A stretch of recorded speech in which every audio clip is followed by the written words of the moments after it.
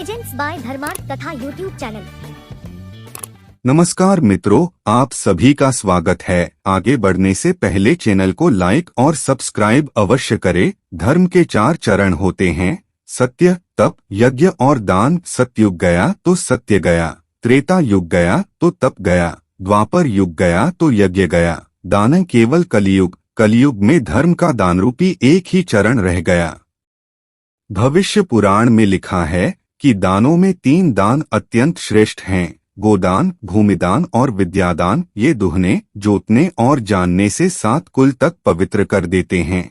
9 प्रकार के व्यक्तियों को दिया हुआ दान दानदाता का कल्याण करता है, उसको यश का भागी बनाता है। दूसरे जन्म में अकारण ही धन धान्य सुख संपत्ति उसको ढूंढती हुई आती है। अगर वह ईश्वर की प्रीति के लिए दान करता है तो ईश्वर भी प्रसन्न होते हैं। इन 9 व्यक्तियों के लिए लगाया हुआ धन दानदाता को भोग और मोक्ष से संपन्न कर देता है, अक्षय फल की प्राप्ति कराता है। एक जो सदाचारी हैं, संयमी हैं, ऐसे पुरुषों की सेवा में या ऐसे पुरुषों के दैवी कार्य में दान करने से दान सफल होता है। 2 जो विनीत हैं, 3 जो वास्तव में ईमानदार हैं और दीन अवस्था में आ गए हैं, 4 जो परोपकार के काम करते हैं, 5 जो अनाथ हैं, उनकी सेवा में एवं उनकी उन्नति में धन लगाना दानदाता का कल्याण करने में सहायक है। 6 माता, 7 पिता, 8 गुरु की सेवा में लगाया गया धन सार्थक होता है। 9 जो सच्चे मित्र हों तथा उनकी अवस्था गिर गई हो तो उनकी मदद करना, यह भी उचित दान कहा गया है। दान देकर स्वयं उसका वर्णन करना, रोषपूर्वक देना, दान देकर पश्चाताप करना, किए हुए दान को व्यर्थ बना देते हैं।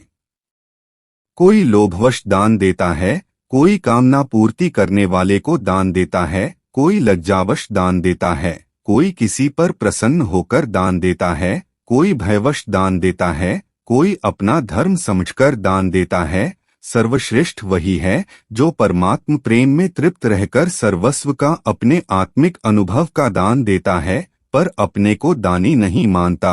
विश्व में ऐसे सर्वश्रेष्ठ दाता तो ब्रह्मज्ञानी सद्गुरु ही होते हैं।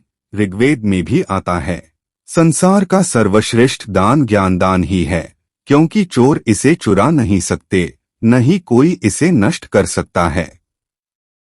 यह निरंतर बढ़ता रहता है और लोगों को स्थायी सुख देता है।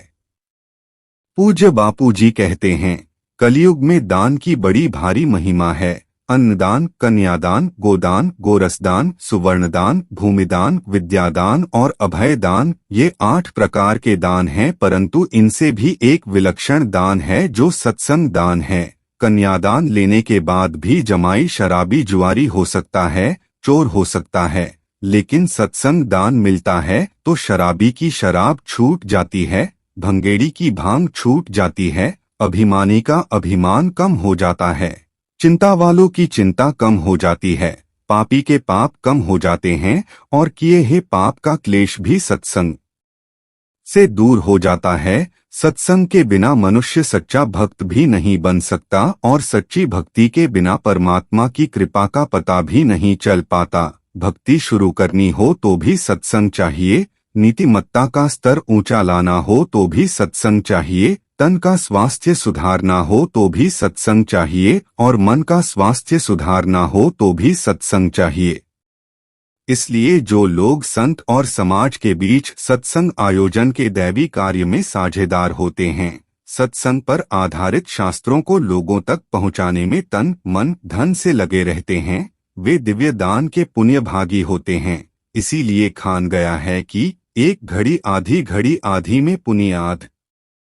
तुलसी संगत साध की हरे कोटि अपराध। आज के लिए बस इतना ही, आगे फिर मिलेंगे नई प्रस्तुति के साथ। तब तक के लिए जय जय श्री राम।